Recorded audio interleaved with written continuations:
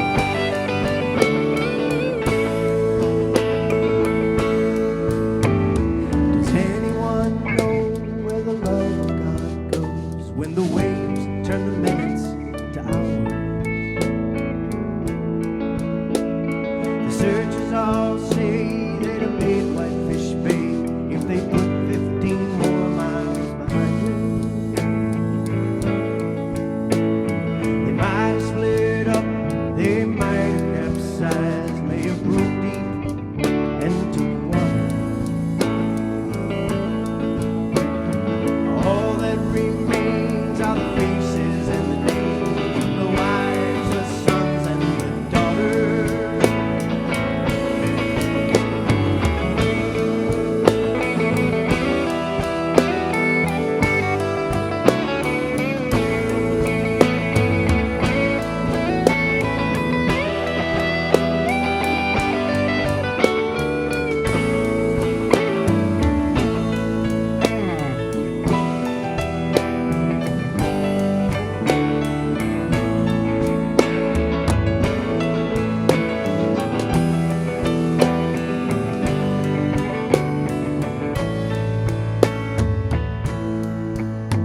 In a rusty gold hall in Detroit, they pray in the maritime sailors' cathedral. The church built kind till it rains 29 times for each man on the Edmund Fitzgerald. The legend lives on from the Chippewa down to the big lake they call Gitchagoo.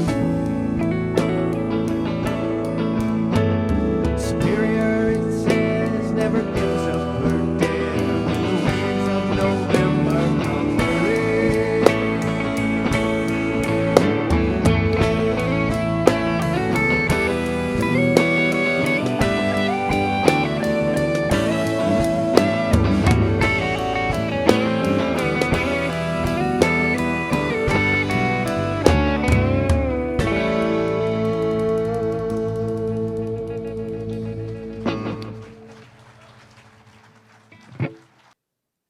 In 1679, the French explorer René Robert Cavelier, known better as La Salle, built the first seaworthy vessel to explore the Great Lakes.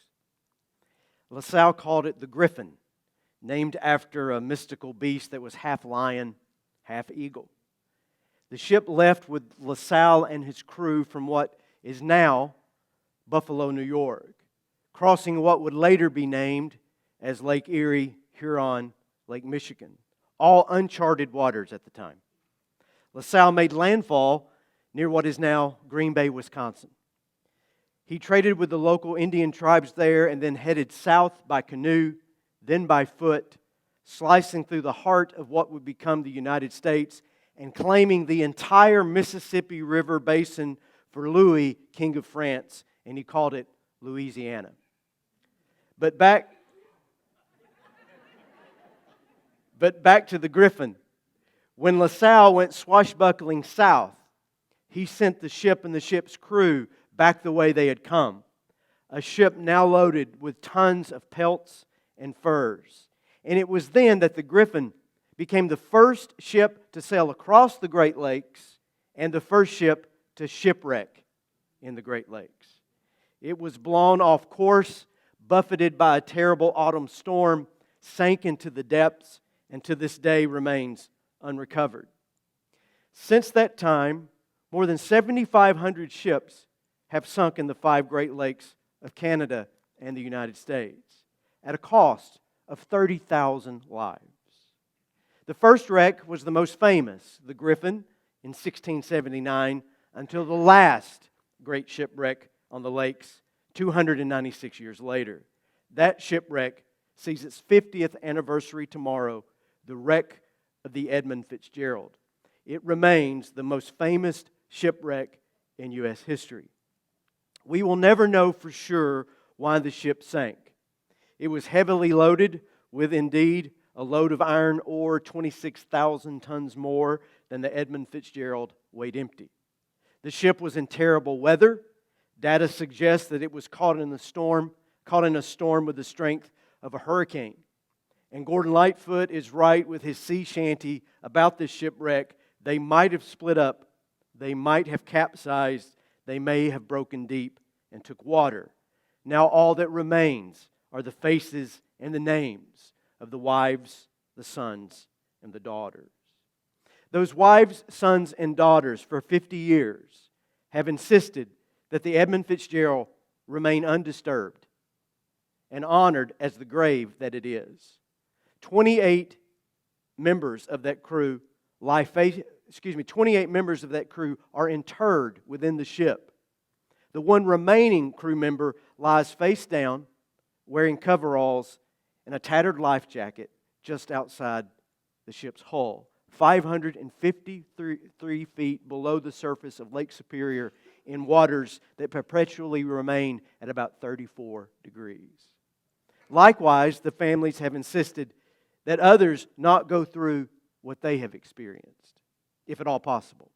Find a way to protect sailors from shipwreck and to protect families from suffering the resulting loss of those shipwrecks. And remarkably, those families over the last 50 years have prevailed. The wreck of the Edmund Fitzgerald was the last shipwreck on the Great Lakes. It was the last, now 50 years on. And there are three major reasons for this.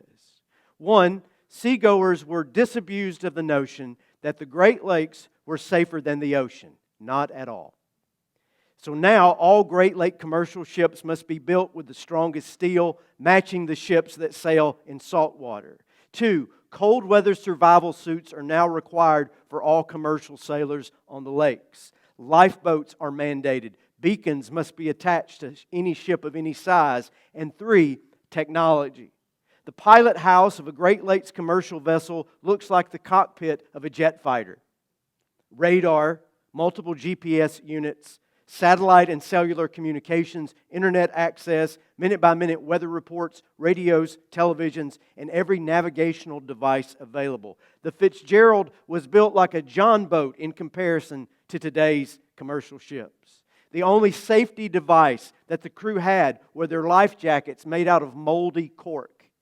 And as to technology, Captain Ernest McSorley had only a Coast Guard radio from which he could only report that he was in one of the worst seas in his entire career. The diligence of those families and the communities affected, the capturing of the imagination that shipwreck accomplished across the entire Midwest, and yes, the brilliant songwriting of Gordon Lightfoot converged to force a 300-year-old industry to change its ways. Was it difficult? Attitudes and bad habits had to be altered. Expectations had to be raised. Millions and millions of dollars had to be spent on development, retrofitting, training, and safety. But I reiterate that amazing fact. Not a single large commercial vessel has been lost in the Great Lakes since the sinking of the Edmund Fitzgerald. It's amazing. It is a textbook study in adaptation, learning, and an industry valuing both people's livelihood and their lives. If only they had gotten there sooner, right? I mean, they had only been sailing those waters for 300 years. There had only been 7,499 previous wrecks. There had only been 30,000 previous drownings. What changed? Why did the Edmund Fitzgerald become the proverbial straw that broke the back of this atrocious safety record? I don't know, really. But I do know that those 29 deaths changed everything. And I do know that finally, the entire community made the hard decision to do what should have been done long ago.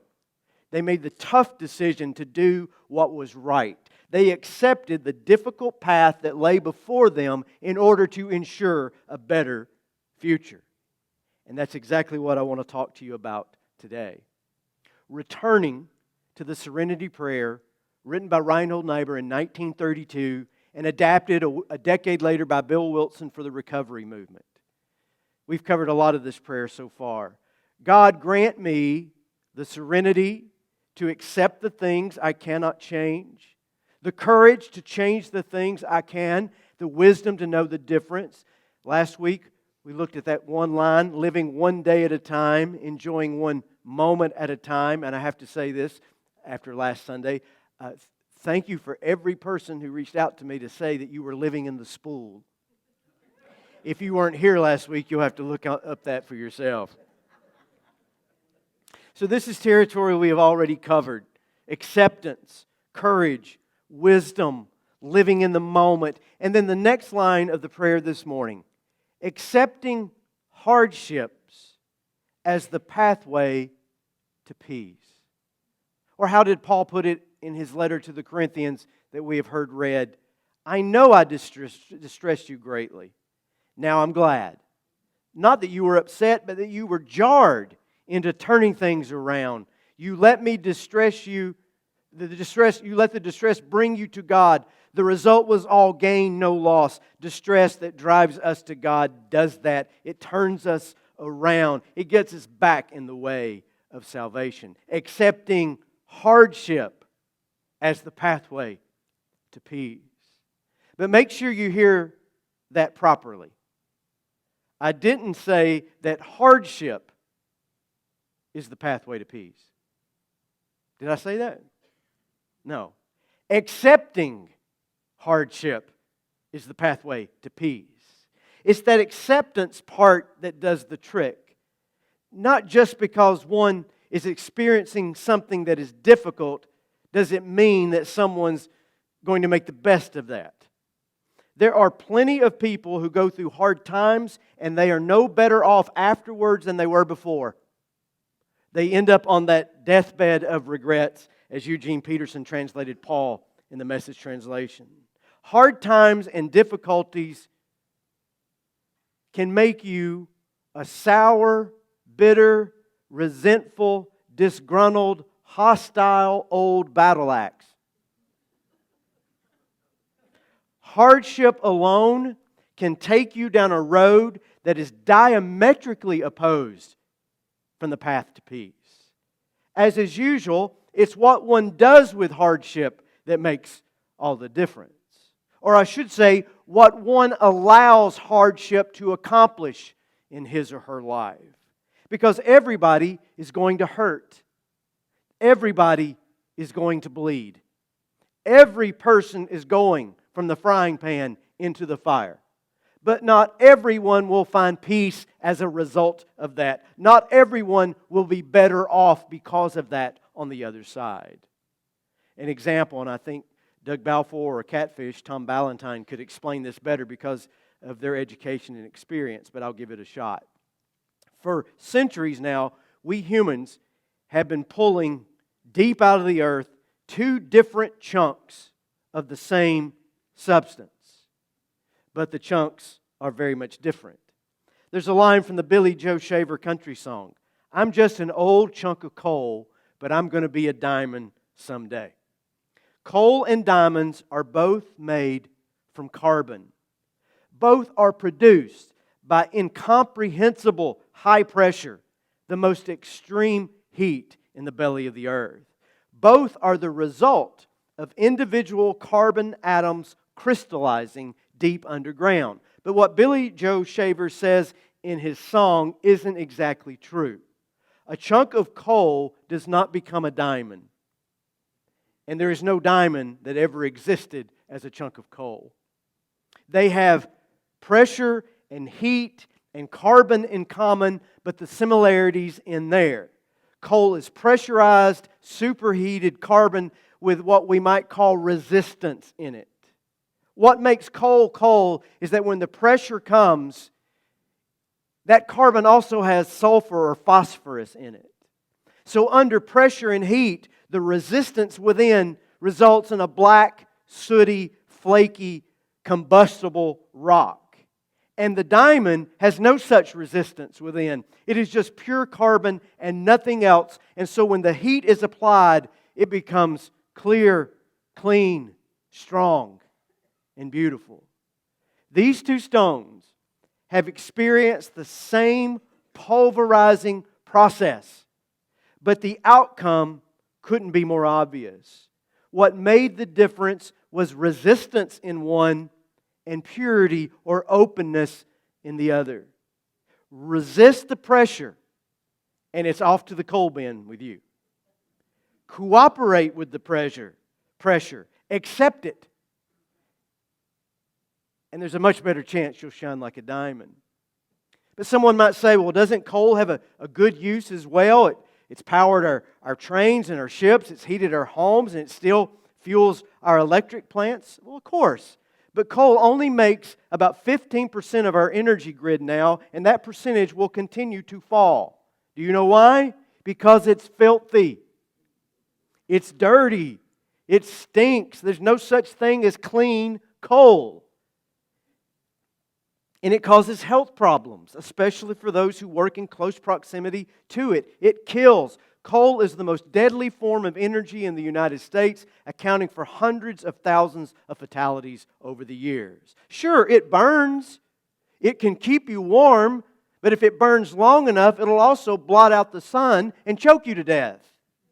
Which sounds a whole lot like some people who have resisted hardship in their life, instead of accepting hardship as the path to peace. People that resist become these lumps of coal, burning, smoldering, a lot of black smoke, toxic and suffocating. You know these people. And here is a promise as sure as the sun rising. You are going to have trouble. There's going to be pain. The heat will be intense. That's just how it is. God isn't angry with you. God isn't the cause. The universe is not conspiring against you. The universe doesn't even know that you exist.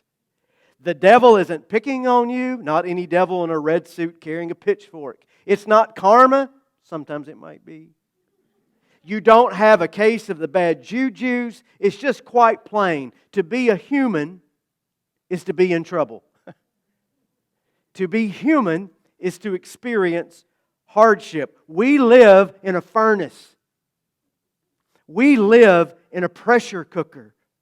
We get these moments sometimes long seasons, where life is settled and quiet and the temperature isn't 600 degrees Kelvin. But we spend so many of our days in the fire. Some of it we cause ourselves. Absolutely. Self-inflicted wounds, burning our own world to the ground. But most of it, is simply what is common to the human experience. When we are young, our biggest problem is our parents. And they're a problem. They're too demanding. They could be maybe abusive. Some parents are even criminal in their actions toward their children. And there's conflict with our siblings and teachers at school. And learning how to engage with romantic partners, a lesson that no one ever really learns. And then it's off to college or technical school or the workforce, and it's all hard. Because when you're young and you're the young one on the job, you know what rolls downhill. And you got to be the one to sort through all of that. The school of hard knocks knocks us around. But then we fall in love. Then we buy a house. And then we get a divorce. And then we get foreclosed upon. We start a company, or we get fired. We file bankruptcy. We get betrayed by a friend or a business partner. We have children, which is wonderful, until you realize you can't take them back. And you're stuck with them forever. They struggle. You struggle with them. They break your heart. They hurt themselves. They lose their way. You bury your parents. You bury a spouse. God forbid you bury a child. You become a grandparent, and it's really good. It's really good. You worry about a sibling who is sick. You live long enough to see your children and their children face the same battles that you fought. Financial insecurity, health problems, setbacks, mental health challenges, faith crises, the best laid plans shredded and torn, sweet dreams and flying machines in pieces on the ground. We've all been there. We all live there. And if I could take you back to the moment that you first drew air into your lungs, if I could take you back to that swaddled little baby that you were, and reveal to you in that moment all that was going to happen to you over the years and the decades to come, you would have cried. You would have cried to know that you were going to have to live through something like that, and you would have cried begging to be put back into the womb where it was safe, warm, and secure. But those who live well, those who find peace, Those who live for years and live for decades in this blistering bullshit world still has not wiped the smile off their faces and still hasn't knocked the wind out of their sails. Those are the people who learned long ago that hard times are bound to come. And you can't do anything about it. In fact, if you try to resist those hard times, try to reverse them, avoid them, fix them, or undo them, all that's going to happen is that you are going to be hardened by those hard times. All that can be done is to accept such hardships. All you can do is become a good steward of your particular suffering. Take responsibility for your own attitude and your own actions in any given situation. Become a diamond. Not because you are better or stronger or smarter or whatever, but because you don't resist the lessons that life has to teach you. I sat with a friend over coffee this week. You know I love coffee, right? You were here for that one too. And near the end of our conversation, I made a request, nothing unique or earth-shattering, just the most current rock in my shoe that tends to bother me. And I said to my friend, suggested to my friend that maybe he could just kind of put that on his prayer list. And he responded so beautifully. He sat back and he crossed his arms for a minute and closed his eyes and tilted his little face toward heaven. And he said, "Well, Lord, what exactly is it that you would have us learn from this situation?" And that's what I've been talking about today. Not because he just gave me a nice conclusion to the end of a sermon I was already working on, but that he summarized the entire lesson. Lord, what exactly would you have us learn by this experience? Only those who refuse to learn end up sour and grumpy. Only those who fight back against every trouble, every little indignity, thinking that they have been treated unfairly by life or God or whoever, those are the ones who end up ugly and brooding. Only those who will not accept hardship as the constant fact of being human and the pathway to peace, those are the ones who become stinky, cloudy, smothering piles of burning resentment. Is that really what you want for yourself? Will that be your lasting legacy for your family? To be an old chunk of coal? It doesn't have to be. In Alcoholics Anonymous' Big Blue Book, page 417, there is a powerful couple of paragraphs entitled The Acceptance Prayer. I've rewritten a little bit of it for us today, and this is my prayer for all of us.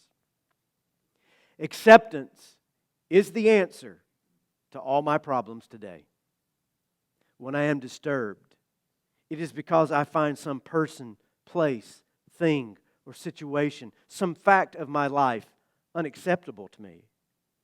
I can find no serenity until I accept that person, place, thing, or situation as being exactly the way it is supposed to be at this moment. For nothing happens in God's world without intention. Until I accept my circumstances, my situation, and yes, my hardships, I cannot stay well. Until I accept life completely on life's terms, I cannot be happy. I need to concentrate not so much on what needs to be changed in the world as on what needs to be changed in me and my own attitudes. Oh Lord, hear our prayer.